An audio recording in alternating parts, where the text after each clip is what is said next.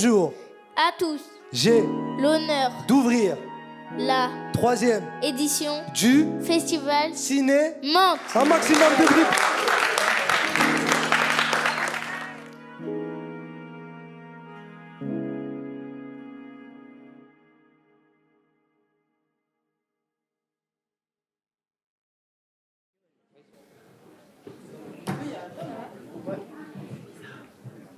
Un, deux, ça marche. Bonjour à tous, comment ça va? Oui, vous pouvez applaudir, vous pouvez vous applaudir. Bonjour Mantes, bienvenue donc à Ciné Mantes, la 3e édition, c'est la 2e journée. Aujourd'hui on est là pour un événement un petit peu spécial, c'est une masterclass avec 4 jurys, tous aussi impressionnants les uns que les autres. En plus il y a une petite surprise, vous allez voir, il y en a un qui est accompagné. Et ils ont un domaine d'expertise différent, les 4. Donc ça va être très intéressant, je pense, pour vous de pouvoir interagir avec eux. Voilà comment ça va se passer. Moi, je vais leur poser un petit peu des questions rapides pour tout simplement les présenter et eux qui vous parlent un petit peu. Et puis après, il y a un micro que je pense qui va tourner dans la salle pour que vous puissiez vous aussi leur poser des questions sur tout simplement ce que vous voulez faire. Si vous avez des questions, des anecdotes, n'hésitez pas. Moi, ils m'ont donné des anecdotes tout à l'heure, ça a l'air sympa. Alors, je vous demande de les accueillir sans plus attendre. Virginie Lemoine, Anaïs Rigaud, Bader Ifache et Éric Troussel.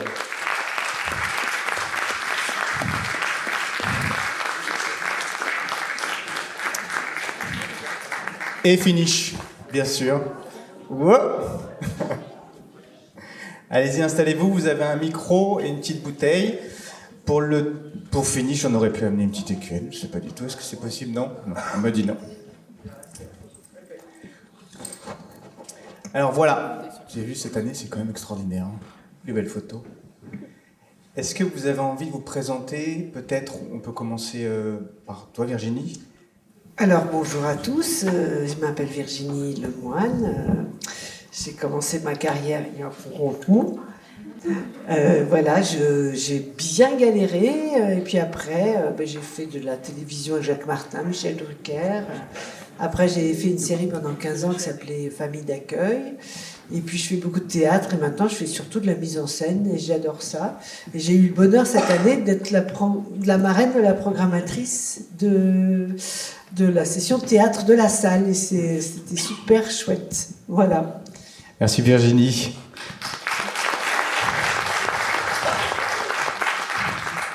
Anaïs qui revient. Oui, bonjour. Donc moi, je suis scénariste autodidacte et je viens de Toulouse. Donc quand je suis arrivée à Paris en 2016, je connaissais personne et j'avais pas de formation. Donc je me suis dit comment je peux faire pour rencontrer des gens dans ce milieu. Et donc j'ai créé un compte Instagram qui s'appelle cinetalks.fr sur lequel je vulgarise le cinéma, je donne des codes et en fait j'organise des soirées de networking tous les mois à Paris. Merci Anaïs. Bonjour Bader. Bonjour, moi je m'appelle Bader Ifache, je suis comédien. Pareil, je viens de province, je viens de Nancy, donc quand je suis arrivé sur Paris, je voulais faire du cinéma, du théâtre. J'ai pris des cours, j'ai eu la chance de jouer dans des pièces et de jouer également dans des longs métrages, des courts métrages et de bien m'amuser. Voilà. Merci Bader.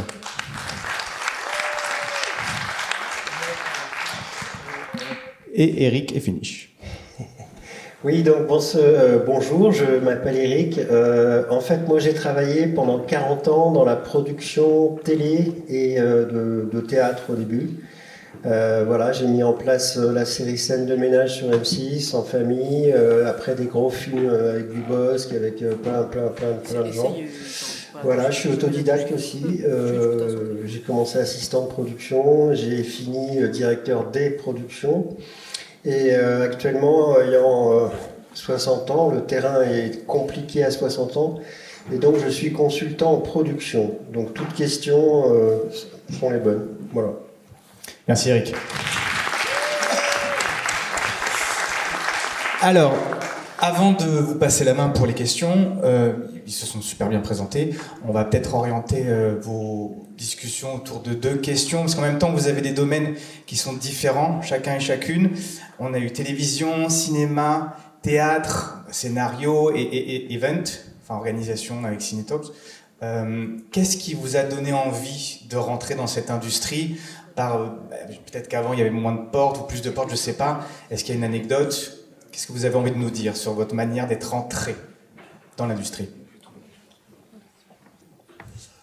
Moi, ça va être très simple. Hein.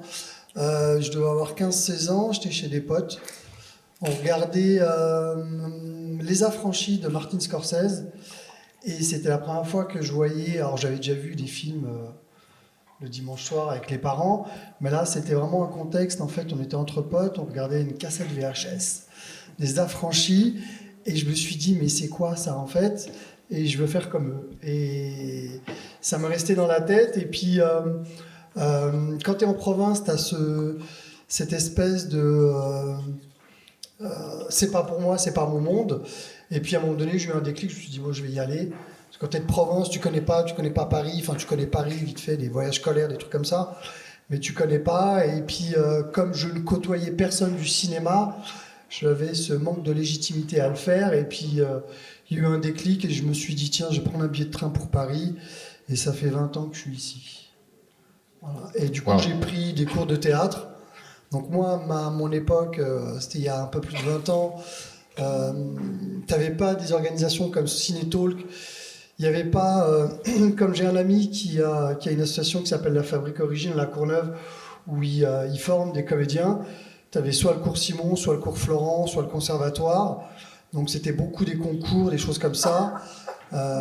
Donc on t'apprend... moi j'ai fait Florent parce que c'était à côté de chez moi en fait. Je suis arrivé dans le 19e, je connaissais personne. Je connaissais pas Paris et puis je marche et puis tiens, je vois cours Florent, je dis c'est ok, je vais aller là-dedans. Et puis j'ai pris des cours, j'ai rencontré des gens, j'ai fait des projets. Et puis de fil en aiguille, j'ai eu l'opportunité de jouer dans des longs métrages. Et c'est très compliqué, hein. C'est très compliqué, surtout quand on connaît personne, qu'on connaît pas le monde du cinéma et du théâtre, de rentrer dans des familles, dans des troupes, de faire son réseau, de rencontrer des gens. Et je trouve que maintenant, grâce à des associations comme Ciné-Talk et d'autres sur Paris, on a la possibilité de rencontrer des réals. Parce que quand on est comédien, c'est bien beau d'être avec des comédiens, mais quand on ne connaît pas de réalisateur qui débute ou quoi que ce soit, tu fais rien. L'accès au directeur de casting, c'est compliqué aussi, parce qu'il faut savoir se vendre. Il y a du monde, il rencontre beaucoup de personnes. Et puis il faut tomber au bon moment. Parce que des fois, j'ai rencontré des directeurs de casting au mauvais moment. Et tu te dis... Ça veut dire quoi, pardon, le mauvais moment? T'as toujours ce truc quand t'es comédien, en fait, quand tu rencontres un directeur de casting. Moi, hein, c'est mon opinion, c'est moi, de comment je l'ai vécu. T'as toujours l'impression, d'essayer de discuter avec eux, mais toujours ce truc, c'est un peu toi qui as le pouvoir, en fait. Donc moi, je suis là en tant que comédien, je veux te rencontrer parce que je veux passer des castings. Donc il faut qu'il y ait un feeling. Je sais plus, tout à l'heure on discutait. Il faut, c'est un métier, c'est un secteur dans lequel en fait tu fais où il faut faire beaucoup de rencontres et rencontrer les bonnes personnes avec qui tu vas bien t'entendre. Je sais plus qui disait ça. C'est que je veux bosser, même si je dois faire que des petits projets ou autres, je veux bosser qu'avec des gens avec qui je m'entends bien en fait. Okay. Parce que souvent, il m'est arrivé d'être sur des courts-métrages ou d'autres projets et que le réalisateur ne me calcule pas de la journée ou autre, parce que tu es un petit élément de son projet et tu as l'impression d'être extérieur. Donc le comédien, ça marche beaucoup au feeling, à la confiance, aux rencontres et de plaire aussi. Voilà, quoi. C'est comme ça que je le vois. Est-ce que Eric, Anaïs, Virginie, vous avez eu vous aussi des moments qui étaient plus opportuns dans votre carrière où vous êtes dit c'était le bon timing? Moi, quand j'ai démarré avec un coup de bol, mais hallucinant. J'étais en pyjama chez moi, j'écoutais France Inter, l'émission de Claude Villers, Le Vrai Faux Journal, et je me suis dit, tiens, je vais envoyer un CV. J'ai écrit une lettre, j'ai joint un CV avec un petit dossier de presse, et je me suis dit, tiens, je vais tout de suite. Mais j'étais en pyjama, donc j'ai mis un imperméable, je suis parti à la poste. Et le lendemain, Claude Villers m'a appelé. Il cherchait justement quelqu'un, et ma lettre est arrivée sur le... Non, mais c'est incroyable. C'est vraiment un moment, pour tout le monde dans la salle, dans votre vie, il y a toujours un moment, c'est le bon endroit au bon moment. On a tous un moment de notre vie, je pense, où pouf, la vie a basculé quelque part, parce que c'est aussi une grande question de chance. Anaïs, Eric, vous aussi, vous avez eu des moments où vous vous êtes dit j'y vais? Oui, moi, de base, je voulais faire du théâtre, je voulais être comédien, faire du spectacle, en fait. Mon père m'a dit, passe ton bac d'abord. J'ai dit non, je veux pas. Donc, il a accepté de m'inscrire dans une école de théâtre. Ça a bien marché et j'ai eu la chance de rencontrer une dame magnifique qui, à l'époque déjà, je parle de ça il y a 40 ans, avait 70 ans, donc décédée depuis très longtemps, et fondatrice d'Armédia. Armédia, c'est une grosse agence artistique maintenant. Elle avait monté ça avec Philippe Noiret, Jean-Pierre Mariel, Jean Rochefort. Je me suis retrouvé à 20 ans face à Jean Marais dans une pizzeria pourrie. Et j'ai eu la chance d'avoir cette bienveillance que j'ai toujours eue en moi. C'est-à-dire que derrière, j'ai travaillé dans une boîte qui était une énorme boîte qu'avait Jacques-Antoine comme assistant de production. Voilà. Qui était bienveillant. À l'époque, il y avait 3 producteurs. Il y avait Guy Lux, Pierre Bellemare et Jacques-Antoine. Voilà. Et j'ai toujours, toute ma vie, travaillé dans des boîtes bienveillantes. C'est-à-dire que pour moi, la production, c'est être bienveillant. C'est pas que faire du fric. Voilà. C'est être proche des gens. C'est comme ça que les projets ils se montent. C'est comme ça que les mayonnaises se montent. Et ça se sent à l'antenne. Voilà. Maintenant, je suis consultant, tranquille. J'ai 2 projets en développement qui ont l'air pas mal. Voilà. Moi, j'insiste sur le côté chance, évidemment, et surtout rencontrer les bonnes personnes au bon moment et qui soient surtout dans la bienveillance par rapport à tout le monde. Voilà. Merci Eric. Moi, quand j'ai commencé, en fait, j'ai toujours aimé le cinéma. Mais je savais pas trop ce que je voulais faire dans le cinéma, donc j'ai fait le stage au cours Florent en tant qu'actrice et j'ai détesté cette expérience. Donc je savais que c'était pas fait pour moi et je me suis rendu compte que j'adorais raconter des histoires depuis toujours. Et c'est pour ça que, comme je vous ai dit, moi j'avais pas fait encore de formation de dramaturgie, je connaissais personne, donc je me suis dit mais comment je peux faire? Avant même de créer Cinetalks, j'étais allée sur LinkedIn trouver, parce que j'avais des projets d'écriture, et du coup je cherchais des producteurs, des réalisateurs, et je suis allée sur LinkedIn et j'ai fait de belles rencontres, des mois jolis, et à l'époque, en fait, grâce à ça et au culot, en fait, il faut oser. Si on se prend un nom, c'est pas grave. Le seul risque qu'on prend, c'est d'avoir un oui. Et grâce à ça, j'avais pu échanger avec Canal+ à l'époque et M6, donc j'avais quand même réussi à passer par des fenêtres qui peut-être étaient un peu fermées. Et comme tout le monde l'explique aujourd'hui, c'est des échanges, des rencontres qui font que. Et après, j'ai très vite été confrontée personnellement au manque de réseau et au manque de diplôme. Et c'est vrai que c'est un milieu où on demande quand même un peu de bagage, donc il fallait aussi que je me fasse mes propres armes. Et après, j'ai fait une formation de dramaturgie à la Cité européenne des scénaristes que je recommande. Et grosso modo, c'est un peu comme ça que j'ai commencé dans le cinéma. Merci Anaïs. Alors, je pense à notre public maintenant, ou peut-être des jeunes cinéastes, ou des jeunes qui souhaitent intégrer l'industrie du 7e art dont on parle. Est-ce que vous auriez, avec votre expertise à vous, un conseil peut-être à leur donner avant de se lancer? On parlait de bons moments pour se lancer, les étoiles qui s'alignent, peu importe qu'on soit un matin dans le lit ou pas, qu'on ait l'étincelle, qu'on y aille comme on est. Avec le culot, le risque de prendre un oui, est-ce que tout ça, tête baissée, est-ce qu'il y a de la structure à porter? Est-ce qu'il faut aussi s'intéresser? Est-ce qu'il faut travailler en amont? Qu'est-ce que serait votre conseil? Déjà de s'écouter, de créer, de ne pas avoir peur de sa singularité, de son univers, de pas, comme le disait très justement Anaïs, de ne pas avoir peur d'aller au-delà des gens. Et puis essayer de résister au chant des sirènes, qui est de se conformer à quelque chose. Je trouve que c'est en ce moment ce qui nous guette beaucoup. Il y a une espèce d'uniformisation des choses. Par exemple, il y a beaucoup d'humoristes qui démarrent, qui sont des gens de grand talent, mais maintenant l'exercice il est très rigoureux, il doit s'appliquer d'une seule façon. Et quand on voit un humoriste comme Paul Mirabel, par exemple, qui arrive avec un autre univers tout d'un coup, alors on le remarque, et je trouve que c'est quelque chose qui est très vertueux, en tout cas, de tenter de s'écouter, de savoir ce qu'on a envie de faire et d'écouter ses propres aspirations. Et si on va un peu à l'envers du vent, eh ben c'est peut-être pas mal aussi. Ok, super. Il y a peut-être certains d'entre vous qui, un jour, ont décidé d'aller contre les conventions pour obtenir un rendez-vous, pour aller parler à une personne où jamais vous vous seriez dit que vous alliez avoir un rendez-vous, où vous vous êtes dit, voilà, jamais il pourra me parler, mais j'y vais quand même. Il y a des micros qui tournent peut-être dans la salle, ou alors levez la main pour qu'on vienne vous chercher, ou sinon moi je descends, je viens vous chercher, pas de souci. Oui. Oui, en gros moi, déjà bonjour à tous.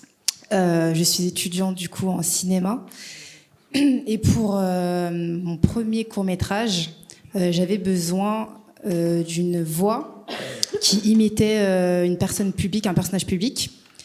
Et du coup, je suis allée sur les réseaux et je suis allée parler à un humoriste qui s'appelle Eclipse. Enfin, que je connaissais un peu sur les réseaux, qui imite du coup des voix de rappeurs. Et donc, je suis allée lui envoyer un message parce que j'avais besoin de ça. Et en fait, j'étais assez surprise parce que peut-être 2 heures plus tard, il m'a répondu. Il était d'accord à collaborer avec moi sur le projet. Et voilà, comme quoi des fois, faut oser demander et on peut avoir des belles réponses. Et aujourd'hui, je serais contente qu'il soit dans mon film, qu'il soit crédité. Et voilà, donc c'est ma petite anecdote sur le sujet. Merci.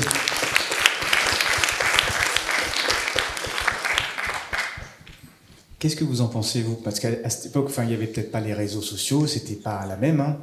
Je m'en vais. Non, mais ça aucune maman en mettant au monde un bébé met au monde un calepin d'adresse. Hein. Donc effectivement, on en parlait dans la voiture avec Anaïs en arrivant et on se disait jamais 2 fois la même histoire, la vôtre est magnifique et il n'y a jamais 2 fois la même rencontre, il n'y a jamais 2 fois la même opportunité et c'est ça qui est magnifique. On n'arrêtait pas de s'en parler tout à l'heure, tous les 4 à la table des rencontres. Attends, je vais me taire parce que j'ai l'impression que je parle beaucoup. Mais en tout cas, comme vous l'avez dit, il faut pas. Au pire, on se reçoit un non, c'est jamais très agréable, mais bon, voilà, ça fait tellement partie. On fait comme des métiers très, très, très violents. Hein. On nous dit non et on nous claque la porte au nez parfois. Mais bon, il faut pas le prendre comme faire une blessure personnelle et puis simplement suivre sa trajectoire, son bonhomme de chemin. En écoutant et ses envies et en les respectant et puis en étant très ouvert à toutes les opportunités. Parfois ça tient à rien, comme moi qui vais poster mon courrier en pyjama ou Anaïs qui arrive de Toulouse qui connaît personne et puis voilà, elle va sur LinkedIn, je sais pas comment ça se prononce, LinkedIn, et puis hop, des bonnes rencontres et aujourd'hui en fait tu aides beaucoup hein, aussi. Mais clairement, en fait, moi, je viens d'un milieu où le cinéma, déjà, on n'y allait pas pour voir des films, c'était même pas un divertissement. Donc, c'était vraiment très, très éloigné de moi. Et je m'étais jamais donné l'autorisation de me dire, mais en fait, ça peut devenir ton métier. Et en fait, il faut juste oser. Mais c'est le plus dur, le premier pas, parce qu'à chaque fois qu'on fait un pas, après on en fait un autre derrière, et plus on marche, en fait, plus on se rend compte que, entre guillemets, c'est plus facile une fois qu'on est lancé, parce qu'on continue de marcher. Et en fait, ce que je voulais vous dire, parce que là je me perds en vous parlant, Ah oui, LinkedIn. C'est que voilà, aujourd'hui, alors à la base, je connaissais personne. J'ai fait un premier court-métrage parce qu'aussi je voulais tester la réalisation. Grâce au réseau, grâce au culot, j'ai pu monter une équipe d'une 20aine de personnes. J'ai fait un court-métrage. Quand on fait les soirées, les ciné-talks, il y a autant des étudiants, il y a aussi des productions. Il y avait le CEO de OCS qui était à une des soirées, il y avait des personnalités connues, il y a vraiment de tout. Et en fait, ces gens-là, comme toi, il suffit juste de demander et il y a potentiellement des personnes qui aiment transmettre et qui le feront avec grand plaisir et il faut juste oser dans la vie. Merci Anaïs. Moi, vite fait, juste par rapport à ce qu'elles disent et par rapport à mon vécu expérience, moi quand j'ai commencé, je contactais des gens du milieu, directeur de casting, prod, réal, tout ça, pour avoir des castings, et tu prenais des noms, je reviens sur le nom en fait. Moi j'étais très têtu, très susceptible à l'époque, très jeune et très con, et moi le nom ça m'énervait en fait. Je dis mais pourquoi il veut pas, il me connaît pas, je veux juste te rencontrer. Si en fait je voulais juste que tu me rencontres, qu'on discute, et si effectivement il n'y a pas ce feeling, bah c'est mort. Et en fait ce nom, avec les années, avec le temps, je l'ai transformé en non, il veut pas, mais qu'est-ce que je peux faire derrière pour qu'il puisse me rencontrer ou me voir, parce qu'il y a des gens que je rencontre aujourd'hui, que je voulais rencontrer à une certaine époque, mais je pouvais pas les rencontrer parce que j'avais pas de matière, j'avais rien et tout. Donc ce que je dis, moi souvent quand j'interviens, parce que j'ai 2-3 potes qui ont des assos et qui me demandent d'intervenir en tant que coach de comédien, prof, entre guillemets, on appelle ça comme on veut. Et des fois, ils me posent des questions, ils me disent « Ouais, comment on peut faire ?» Je dis juste, en fait, faites en sorte qu'on s'intéresse à vous, en fait. Faites en sorte, même si c'est un court-métrage, en plus avec les réseaux sociaux, les Insta, les TikTok, les Facebook, tout ce qu'il y a maintenant, même LinkedIn, faites des petits courts-métrages de 2-3 minutes. Faites en sorte qu'on vous voit, en fait. Parce que quand t'as rien à présenter à part des photos, que t'as fait un shooting, que t'as payé 300 balles à un photographe, bah tu vas pas aller très loin, parce que maintenant on passe tous par l'image, surtout quand t'es comédien. Une photo c'est bien, mais ça parle pas plus que ça en fait, tu vois. Donc les noms, faut toujours les transformer en quelque chose de concret derrière. C'est-à-dire que ces noms, qu'est-ce que je peux faire derrière pour que le nom se transforme en oui, ou de pas rester figé dans le temps ou dans le truc, et de faire les choses maintenant. On peut tous faire, là tous les quatre, on peut faire un petit film, on prend un téléphone, on est dans la loge, on écrit un truc en 10 minutes, on le tourne, on peut le monter, le mettre sur les réseaux sociaux. Et maintenant, en plus, avec tous les réseaux sociaux qu'il y a, faites-vous plaisir et n'attendez pas après des prods, n'attendez pas après des grands réals. Je parle en tant que comédien. Faites les choses et puis il y a des choses qui vont venir, en fait. Moi, jamais de la vie, je me serais dit j'allais jouer dans tel film, dans tel long-métrage. J'ai passé des castings où j'ai été pris, et d'autres on m'a appelé parce qu'on m'avait vu dans tel truc sans que je passe le casting, tu vois. Et tu te dis putain, c'est bien parce que j'ai travaillé avant, je me suis cassé la gueule. Aussi, il faut se casser la gueule aussi quand on est comédien, qu'on soit réel. Il faut se tromper, il faut se casser la gueule, tu tombes, tu te relèves, qu'est-ce que j'ai fait pas bien, je recommence, et puis après, voilà quoi. Parce que c'est comme on dit, c'est une course de fond et pas un sprint, quoi, tu vois. Voilà. Eric, un petit avis sur le fait de tomber, de se relever, de continuer à tomber ? Oui, tant qu'on garde la motivation de le faire, toujours. Voilà.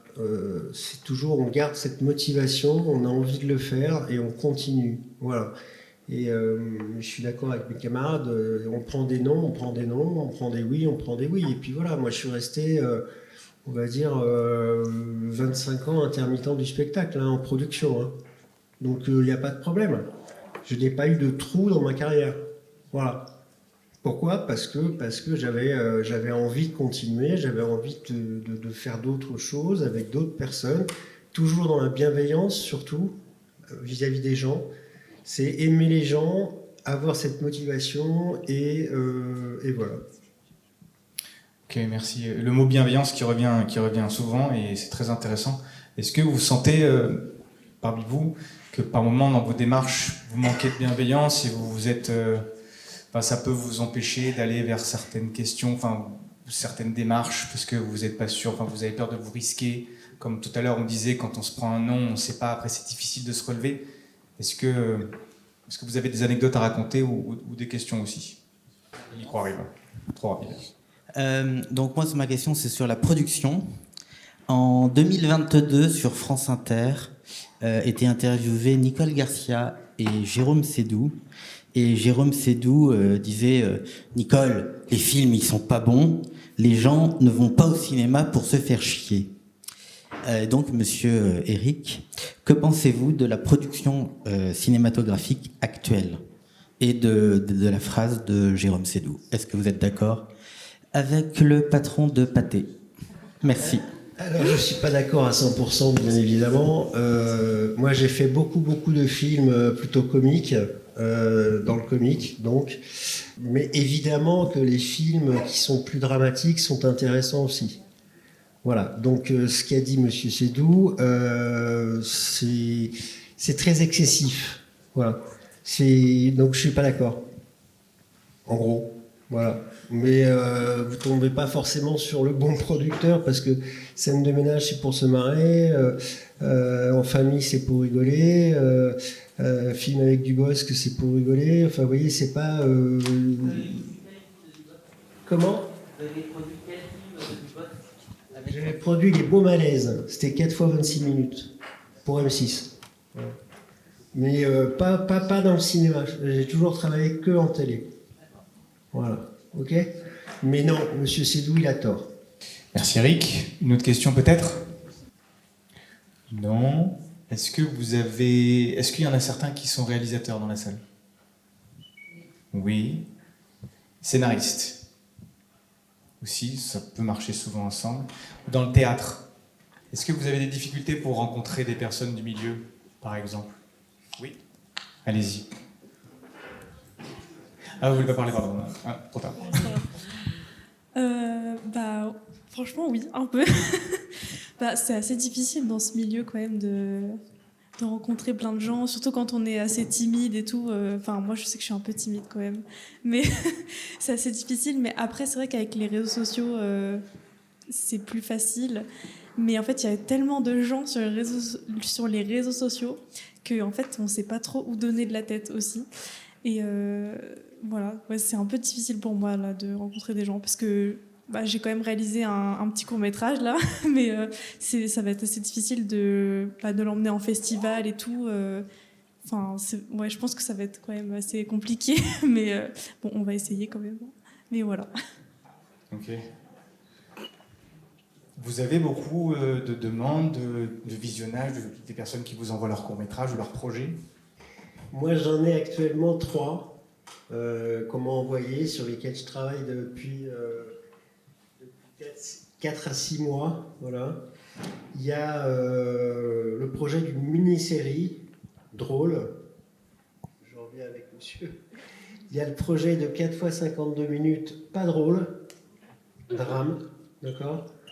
Et il y a le projet aussi d'un film qui soit plutôt à 90 minutes, qui soit plutôt un film d'époque. Voilà. Donc je développe ça.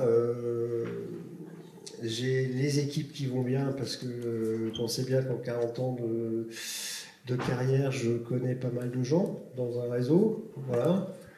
Et que oui, on m'a proposé en l'espace de 1 an 3 projets. Moi, je rebondis sur ce que tu as dit. C'est vrai que c'est compliqué de rencontrer des gens et tout, effectivement. Moi, je suis toujours moi. Je suis comédien. Toujours la même chose. Mais j'ai des potes qui sont comme moi, mais qui sont réals et qui galèrent aussi à rencontrer des gens. Moi, je me suis dit, j'avais joué au théâtre au début quand je suis sorti de mes cours de théâtre. Donc ça marchait bien. Puis à un moment, en fait, mon objectif, c'est que je voulais faire du cinoche. J'ai kiffé le théâtre.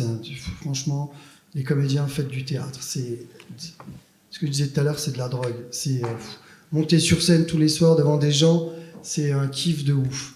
Mais j'avais envie aussi de faire du cinoche, c'était mon idée principale. Puis c'est le premier truc que tu vois en général, le cinéma, comme les plateformes Netflix maintenant. C'est le premier truc que tu vois. Le théâtre, si on t'y emmène pas ou si tu t'intéresses pas, tu vas pas y aller. Plein de gens, moi, qui sont autour de moi, qui veulent faire que du cinéma, mais ils connaissent pas le théâtre et c'est bien dommage. Pour rencontrer les gens, ce que je me suis dit, moi, dans le cinéma, je connais personne. Ou je connaissais des gens qui n'avaient pas des choses à me proposer parce qu'ils étaient déjà sur des projets avec des grandes stars et des grands acteurs. Donc je me suis dit, bah écoute, Bader, ce que tu vas faire comme tout comédien qui se respecte et qui débute, tu vas aller faire de la figuration. Donc j'ai fait des figurations à des 100 km de chez moi, des 60 bornes, des machins, des trucs convoqués à 5 heures du matin.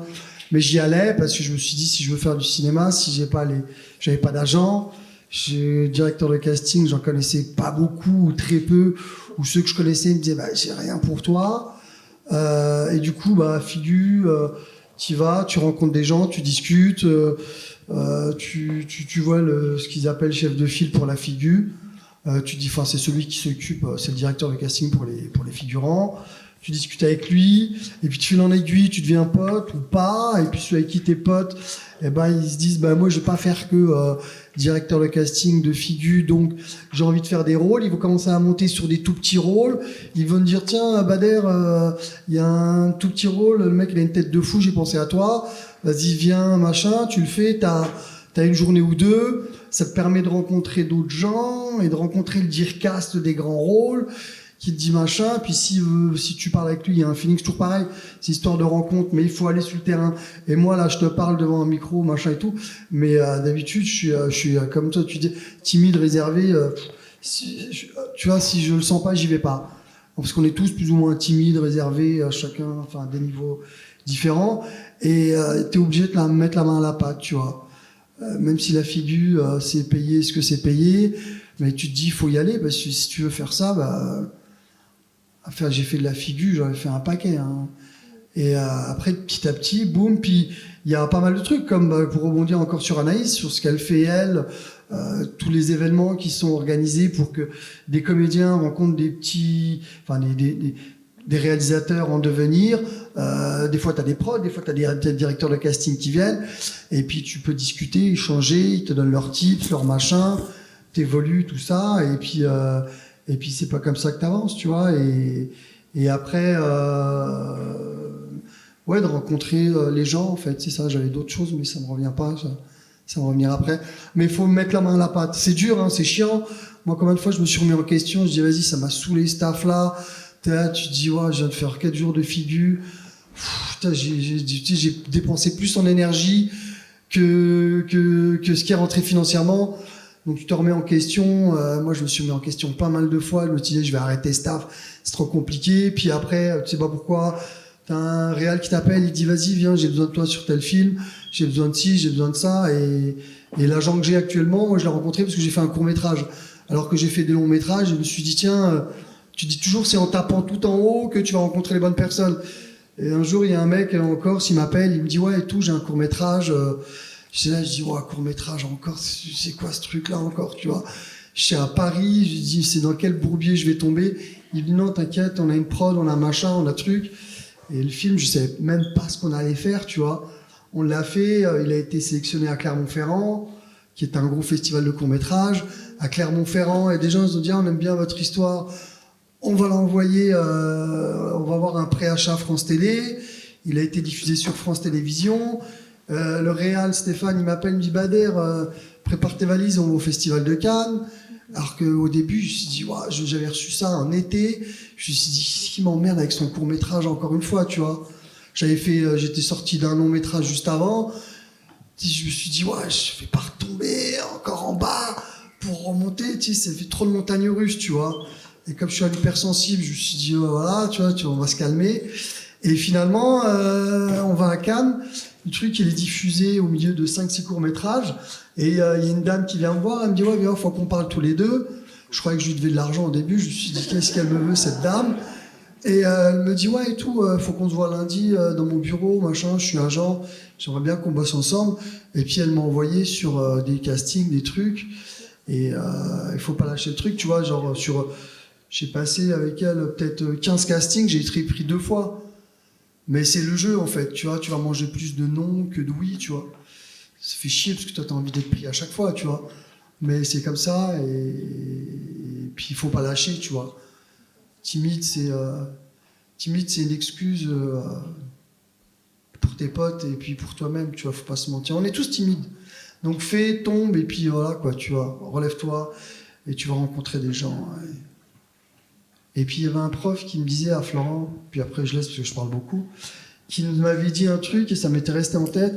Il a dit, comment il avait dit ça déjà?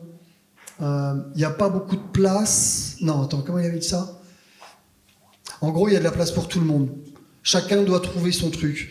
Moi, j'étais à Florence, j'étais avec des gens qui voulaient être comédiens, comme on a dit tout à l'heure. En fait, ils se sont recyclés réalisateurs ou scénaristes ou metteurs en scène. Ils se sont dit, ouais, c'est marrant, comédien, mais en fait, c'est pas pour moi. Je veux te mettre en scène, Bader, ou je veux écrire, ou je veux machin, tu vois.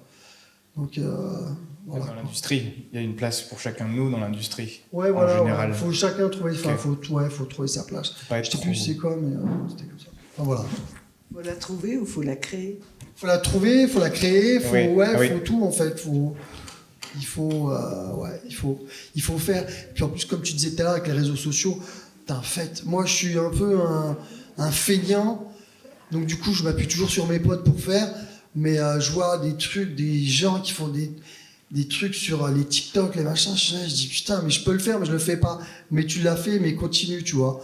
Parce que c'est comme ça que Après, faut pas faire la facilité non plus, tu vois. Parce qu'il y a beaucoup de trucs très faciles, des trucs qui sont pas forcément de qualité, mais quand il y a des trucs de qualité, c'est vraiment bien fait. Et puis faire les choses par vous-même et pas attendre, comme je disais tout à l'heure, qu'une grosse prod vous dise oui, tu vois. Il faut qu'elle vienne vous voir, vous, c'est-à-dire faites les choses et faites en sorte que les grosses prods viennent vous voir. Soyez intéressants. Un petit peu comme ce que Virginie disait tout à l'heure, travailler sa singularité. Ouais. Ouais, je voulais juste raconter une anecdote. Je ne sais pas si certains d'entre vous connaissent une comédienne qui s'appelle Sophie Forte. Voilà. Un jour, elle prend le métro.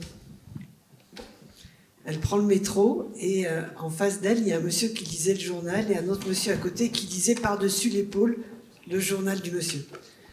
Donc le monsieur propriétaire du journal commence à s'agacer en lui disant « Écoutez monsieur, vous me gênez, je suis en train de lire mon journal, je vais travailler. » Et l'autre lui dit « Mais oui, mais j'ai pas d'argent, j'ai pas de quoi m'acheter un journal. Alors ça vous dérange pas quand même que je lise par-dessus votre épaule ?»« Mais si, ça me dérange monsieur, ça me dérange, parce que moi j'ai travaillé toute la journée, ça me dérange. » Tout ça en face de Sophie. Donc Sophie commence à prendre la défense du monsieur qui voulait lire le journal, qui n'avait pas assez d'argent pour s'en acheter un. Et le ton monte. Et elle insulte le monsieur propriétaire du journal et il s'engueule, et le métro arrive à une station et elle doit descendre, et au moment où elle va descendre, les deux lui disent « Mais en fait, on fait des happenings comme ça dans le métro, on est comédiens tous les deux, pardon, et les portes du... » Bon, elle était un peu fâchée. Elle joue au théâtre et un soir, elle sort et elle voit ces deux garçons qui l'attendent dans le hall, qui lui disent « Écoute, on vous a trouvé tellement mignonne ce jour-là, qu'on est venu, on a écrit un court-métrage qui s'appelle « Je prendrai le prochain ». J'attendrai le prochain, vous pouvez le voir sur vos téléphones tout à l'heure, j'attendrai le prochain. On est en train d'écrire ce court-métrage et on voulait vous proposer de jouer dedans parce que vous êtes vraiment trop mignonne. Ah ben d'accord, il lui envoie le scénario. Et c'est l'histoire d'une femme qui prend le métro avec un type qui cherche absolument à se caser, il cherche une épouse. Alors, ça te dit quelque chose, tu l'as vu? Et voilà, il propose à une femme de descendre à la station suivante pour qu'il fasse connaissance, qu'il n'aime pas les réseaux sociaux. Voilà, donc elle tourne le court-métrage et le court-métrage est sélectionné pour les Oscars. Donc il téléphone à Sophie, Sophie était enceinte, elle n'a pas pu y aller, mais l'histoire c'est qu'elle a quand même pris le métro, elle s'est retrouvée aux Oscars. Donc n'ayons jamais peur des farces de la vie, faisons confiance dans la vie, parce que parfois il y a des choses absolument insensées qui se passent. Moi, vite fait. Après on l'a fait. Bon, parce qu'elle fait une anecdote, je vais en faire une aussi. Je pense que toi tu dois en avoir 150 000. Je vais en faire une comme ça. Moi je dirais rien, promis. Moi, quand je suis arrivé sur Paris, en fait, j'avais fait une formation dans les télécoms. Et un jour, je prends un taf comme ça dans un opérateur que je ne citerai pas, parce que je ne suis pas là pour faire de la pub. Et en fait, je vois un gars arriver et je me dis, tiens, il m'a l'air très sympathique ce mec. Donc c'était vraiment un taf, genre j'étais en CDD, tu réponds au téléphone, les trucs que tu fais, les trucs job alimentaire. Et je vois un mec qui n'avait pas une dégaine de mec qui travaille dans une entreprise en fait. Mais le mec faisait le même taf que moi. Et je me dis, tiens, lui, il faudrait que j'aille lui parler. Mais vraiment, je voulais son pote, sans savoir qui c'était en fait. Et on tape la discute, machin, blablabla, blablabla, on devient pote et tout.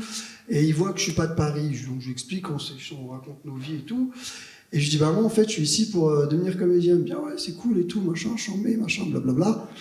Et je lui dis, toi, tu fais quoi? T'as des hobbies? Enfin, on parle de tout, de rien. On peut parler du foot, de tout, tout. Il me dit, ouais, moi, je fais un peu de réal, vite fait, je filme des danseurs et tout. J'ai fait un DVD où je filme des danseurs, des battles de danse et tout. Je dis, ok, d'accord. Puis de fil en aiguille, on reste potes. Puis à un moment donné, comme on travaillait bien, on s'est fait virer tous les deux. Ouais, parce que c'était vraiment un taf de merde. Excusez-moi. Hein. Et on se fait tège, lui un peu avant moi juste après lui. Et on reste en contact, mais c'était le début des réseaux sociaux, ces balbutiements de Facebook et tout.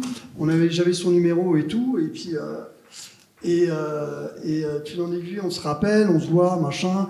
Il me dit, tiens, je vais faire un court-métrage, je vais faire ci, tiens, machin, nani, nana. Puis je voyais que ça commençait à prendre pour lui.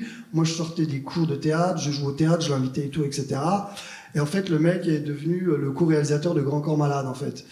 Il s'appelle Mehdi Idir. Et on s'est connus, moi je l'ai connu, on s'est connus, on débutait, quoi. Et je m'attendais pas du tout, voilà, quoi, en me disant, tiens, j'ai envie d'être pote avec lui. Un jour, il m'avait dit, à l'époque, il m'a dit, si un jour je fais un film, je te mets dedans. Donc il m'appelle un jour, il me dit, ouais, et tout, je fais un film avec Grand Corps Malade qui s'appelle Patient. On a une scène, vas-y, viens, tu fais la scène. Et moi, je faisais mes petits trucs à côté, j'essayais de trouver des castings et tout, blablabla. On fait Patient, on se marre bien pendant le tournage. Et 2 ans après, il me rappelle, il me dit, Bader, vas-y, ramène ta tête et tout. On a un film qui s'appelle La vie scolaire. On veut mettre tous les gens qu'on aime bien et voilà, à qui on veut donner des coups de main. Et aussi parce que vous avez du talent, on veut vous mettre dedans, machin, puis on fait La vie scolaire. Alors que je ne savais pas du tout. Alors que j'aurais pu me dire, tiens, lui, ouais, cool, salut, bonne journée, au revoir. Et en fait, tu sais jamais sur qui tu peux tomber, comme dans le métro. Et en fait, mec, maintenant, il a fait Charles Aznavour, quoi, tu vois. Donc, il a fait le film sur Aznavour. Donc, toutes les rencontres sont bonnes à prendre. Il y a des bons et des mauvais. Mais voilà, après, il faut faire le tri, savoir avec qui on va rester en contact ou pas. Voilà. Merci Bader. Bon à prendre et Le feeling, surtout le feeling.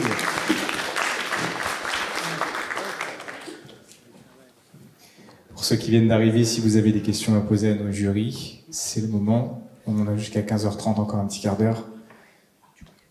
Questions théâtre, production, rencontres, comédiens, télévision.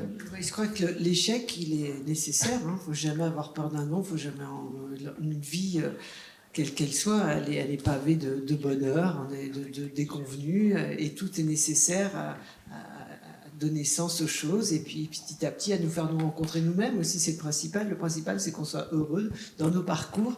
Et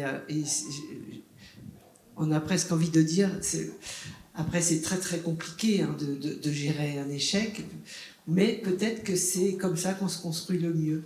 C'est vrai qu'on voit dans nos parcours, on a des camarades qui ont fait des carrières vraiment extraordinaires, et parfois elles se sont terminées de façon un peu dramatique, ou parfois pas. Mais quelquefois, c'est énormément de succès, c'est aussi, ça peut être douloureux et ça peut être très complexe à gérer. Et puis l'échec, pas. Voilà. Enfin, de toute façon, tout est constitutif de tout, et allons-y. Hein, de toute façon, on n'a qu'une vie, et ne passons pas à côté. Merci Virginie.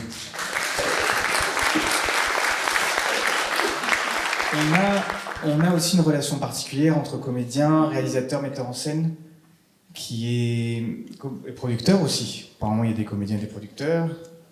Au niveau de ces relations-là, votre expertise, je sais que Virginie, c'est peut-être plus metteur en scène, comédien, comédienne. Est-ce que, par rapport à une relation réalisateur-comédien, est-ce qu'il y a une préférence? Est-ce que c'est la même aventure pour les réalisateurs qu'il y a ici, qui veulent peut-être se mettre au théâtre ou... Je vais que mettre en scène, j'ai jamais réalisé. Moi, j'ai fait beaucoup de mise en scène de théâtre. En tout cas, c'est une chose qui est extrêmement agréable, plaisante et jubilatoire. Et j'adore les comédiens, j'adore envisager une aventure, j'adore choisir les comédiens. Et j'ai des relations d'affection immenses avec les comédiens. D'abord, j'ai beaucoup de gratitude envers eux, d'accepter de me suivre dans les aventures. Après, je suis très fidèle, j'ai vraiment un esprit de troupe. Et j'ai des amitiés fondamentales avec les comédiens que j'ai rencontrés. Voilà, peut-être parce que je fais aussi le même métier, donc je sais que c'est jalonné d'étapes qui sont une construction de personnages. Parfois, ça passe par de la douleur, de l'angoisse, etc. Je le comprends très bien, je les suis, et Et j'ai vécu des moments mais absolument extraordinaires. Pour moi, il n'y a pas de plus grande jubilation que de me mettre au fond de la salle dans le noir et de regarder jouer les comédiens et de voir la pièce qu'on a envisagée ensemble et qu'on a concoctée ensemble. C'est un peu le même bonheur que quand on lit une histoire au lit à un enfant et que l'enfant, on le fait partir, on le fait rêver, on le fait voyager. C'est très, très, très jubilatoire. C'est ce plaisir tout simple qui est décuplé et pour moi vraiment mais incontournable dans ma vie, qui me nourrit beaucoup. Voilà. Merci Virginie. Alors, moi, je vais évidemment rejoindre ce que dit mon ami. Pour moi, monter une émission de télé, une série, un film, c'est énormissime. D'abord parce que vous n'êtes pas tout seul. Il n'y a pas que vous qui montez l'histoire. Vous avez des techniciens, vous avez des comédiens, vous avez des auteurs, etc. Et toute cette alchimie doit se faire en tant que producteur. Voilà. Et donc, il n'y a rien de plus beau que de mettre en place un projet. Voilà. Anaïs, parmi toutes ces rencontres que vous organisez pendant les Ciné-Talks, est-ce que vous avez des personnes qui s'en vont en disant c'était formidable et d'autres qui disent c'est pas disponible, oh là là? Oui, clairement, il y a eu de belles rencontres qui ont été créées. Il y a des actrices qui ont rencontré des agents, il y a des réalisateurs, comme on le disait tout à l'heure, qui ont rencontré des comédiens. Ça, c'est une certitude, mais en fait, je pense aussi que c'est comme on le dit, c'est une question de feeling et d'énergie. Et parfois, c'est juste pas le bon moment, et c'est pas parce que ça a pas marché sur un instant, parce qu'on vous a dit non, que, entre guillemets, c'est fini. C'est juste que c'était pas fait pour que ça se passe maintenant, et peut-être que ça réserve une belle surprise pour la suite. Merci Anaïs. Oui, monsieur. Oui, entre vous et puis le public, il y a des intermédiaires, donc il y a la distribution en salle qui pose parfois problème parce qu'il y a des films qui passent à Paris, mais pas tellement ailleurs. Et donc, il y a aussi des intermédiaires qui ont existé à une époque. Maintenant, c'est un petit peu plus difficile pour des raisons matérielles. C'est les vidéothèques, médiathèques municipales. Il y a quelques années, moi, j'étais responsable d'une bibliothèque et on a créé le secteur vidéo. Et on a commencé avec les cassettes vidéo. Après, il y a eu les DVD. Et puis maintenant, en fait, c'est un peu mort à cause du numérique. Donc, c'est des étapes qui vont un peu disparaître. Mais c'était quand même pas mal aussi parce que ça permettait aux gens d'accéder à un film chez eux avec recul et de le prêter, quoi. Je ne sais pas quoi vous dire. Oui, effectivement, il y a eu ça. Maintenant, la technologie évolue. La télé, les réseaux sociaux. Voilà, c'est comme quand Internet est arrivé. C'est comme quand l'IA arrive, ça fait peur à tout le monde. Mais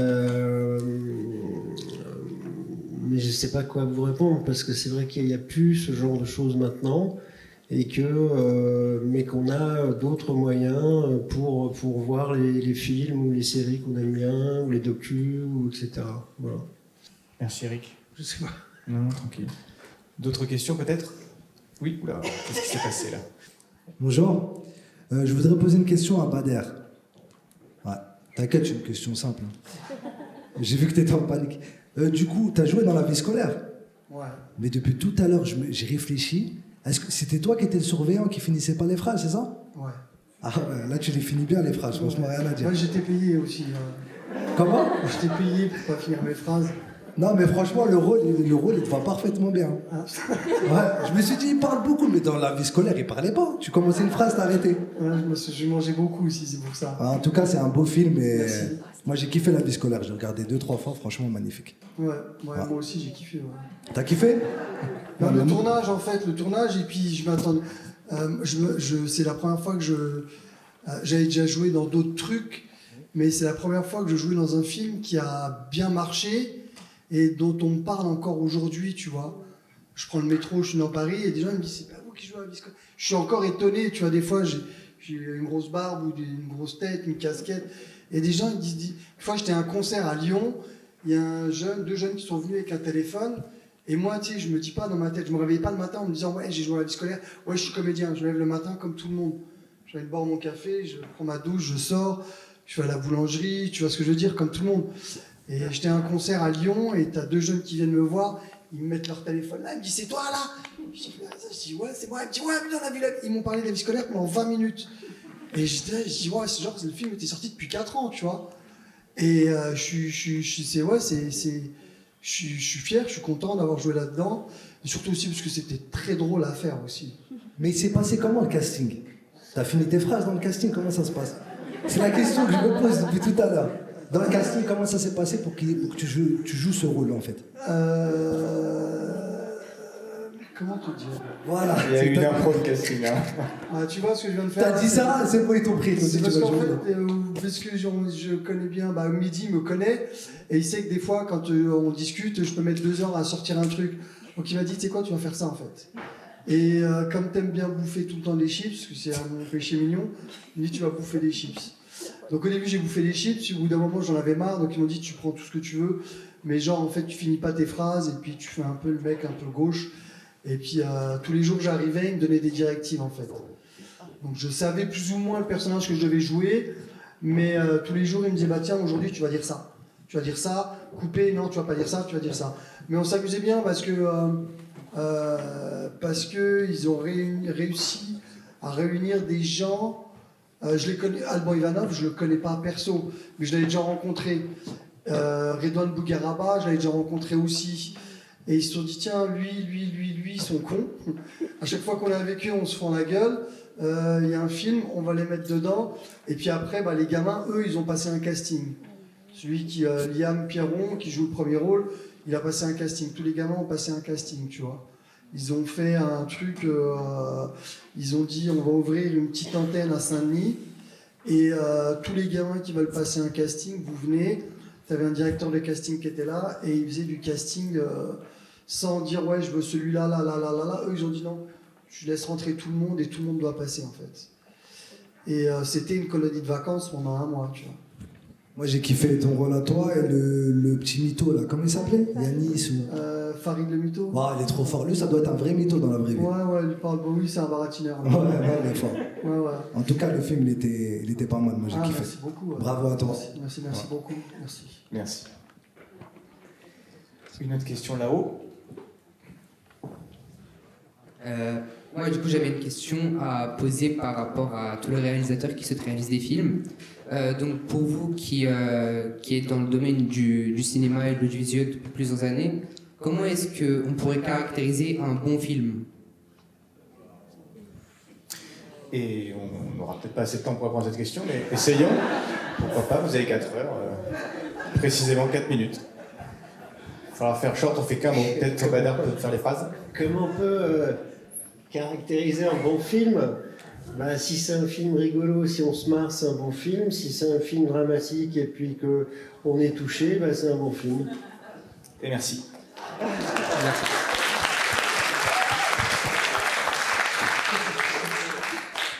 Badar. Moi, je vais rebondir sur ce que tu vois, le film La vie scolaire dont on parlait. Moi, quand je tournais, qui disent action, pas action, en fait, on se rendait tellement la gueule à jouer que j'avais pas l'impression de jouer. Parce qu'en fait, on était mis dans des bonnes conditions. T'avais Grand Corps Malade et Mehdi qui étaient les réals. Et en fait, on était très professionnels, mais en fait, on était mis dans telles conditions que je venais le matin, j'avais l'impression, je te dis, d'être en colonie de vacances, en fait. Tu vois, c'est tout l'environnement qui fait que... C'est comme il disait tout à l'heure Eric, c'est la bienveillance. C'est pareil, excuse-moi je te coupe vite fait, mais c'est pareil pour scène de ménage ou en famille.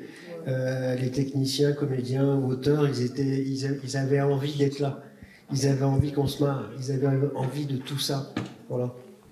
J'arrivais le matin, t'avais Grand Corps qui était là sur le parking, qui disait bonjour, qui parlait avec le technicien, l'ingé son. T'avais pas de distinction. Moi j'ai fait des tournages où... je vais pas citer ce que j'ai fait, mais enfin celui-là surtout, parce que peut-être ça se trouve vous connaissez. Enfin j'ai fait un truc où le réal il voulait pas qu'on parle aux techniciens, il voulait que tout tourne autour de lui. Donc moi ça me mettait pas dans un bon mood en fait. Tu disais bonjour à l'ingé son, tu sentais que l'autre disait ouais, mais non, mais viens avec nous. Tu vois, j'aimais pas ce truc-là, j'aimais bien aller manger à la cantine. Sur la vie scolaire, tu étais à côté d'un technicien, d'un figurant, d'un machin, d'un truc. L'autre, il est à l'autre table, il te vanne. L'autre, il est machin, il te vanne. Toi, tu rigoles avec lui. C'est bon enfant, en fait. Tu vois, c'est aussi toute l'équipe. C'est pas uniquement prendre que les meilleurs comédiens, tu vois. C'est comme au foot. Tu vois, tu peux prendre les meilleurs joueurs du monde dans ton équipe. S'il n'y a pas de cohésion d'équipe, s'il n'y a pas de machin, si tu mets pas une ambiance qui fait que... Tu as des équipes qui ont été championnes de je sais pas quoi, alors qu'ils avaient toujours des joueurs mid, en fait, tu vois ce que je veux dire. Et tu avais, par exemple, le Real Madrid qui a eu les Galactiques, ils n'ont rien fait. Tu vois ce que je veux dire. Donc, il faut que tu mettes bien ton équipe, en fait. Tu vois, ouais, moi, si je peux dire un truc, un bon film, une bonne série, c'est une vraie mayonnaise qui prend entre des gens, entre des êtres humains. Et c'est là que la mayonnaise monte, et c'est là que ça se sent à l'antenne, et c'est ce qui s'est passé sur Scène de ménage et d'autres films. Ça se sent à l'antenne quand les gens ils s'entendent bien ensemble, tous. Est-ce que vous avez l'impression dans vos projets que c'est ce que vous mettez en avant, la bienveillance et le fait de mettre des équipes qui s'entendent bien, ou du moins les faire en sorte que tout se passe bien?